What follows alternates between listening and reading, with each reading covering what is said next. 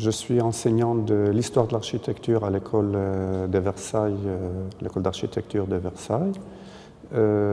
J'ai étudié la sociologie, la philosophie, l'architecture, je suis un architecte, et puis l'histoire. Donc en venant en France, je me suis intéressé davantage à l'histoire de la ville, à l'histoire de Paris notamment. L'architecture de qualité, pour moi, c'est une architecture où il est bon vivre. L'histoire est un matériau de projet, comme on le dit souvent, pour certains qui sont sensibles à cette dimension. Pour d'autres, ils peuvent apporter d'autres dimensions à l'architecture. L'architecture se trouve au confluent de beaucoup de disciplines, de beaucoup de sensibilités. Personne ne peut tout maîtriser en architecture. Chacun amène à l'architecture ce qu'il a en soi. Et à partir de là, il fait de la bonne architecture ou non. Donc certains peuvent être sensibles plus à la dimension artistique, d'autres à la dimension technicienne. L'histoire, pour certains, ça peut être un bon point de départ. Pourquoi je me suis intéressé davantage au XIXe siècle? Éventuellement, c'était une manière de s'éloigner du XXe pour comprendre mieux le XXe et ne pas aller trop loin. Et puis, j'ai habité dans le centre de Paris, j'habite toujours. Et puis, bon, c'est des choses qui m'entourent et ce qui m'entoure m'intéresse.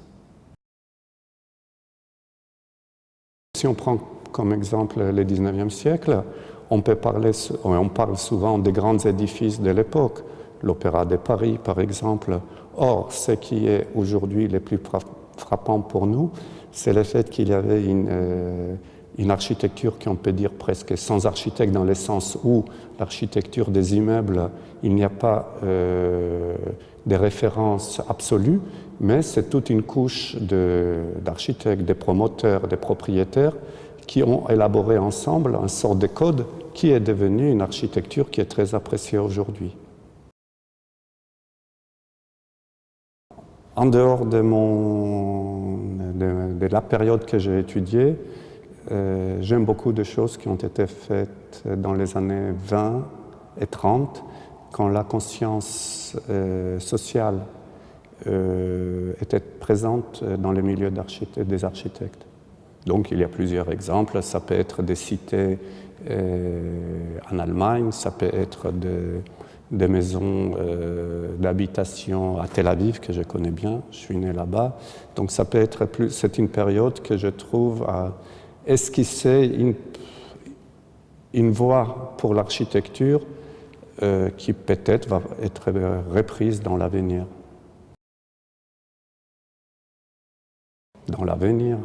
Je suis historien, donc j'aimerais être dans l'avenir. Dans cette machine à remonter le temps, j'aimerais faire plusieurs stations, plusieurs étapes, 2020, 2030, 60, 3000.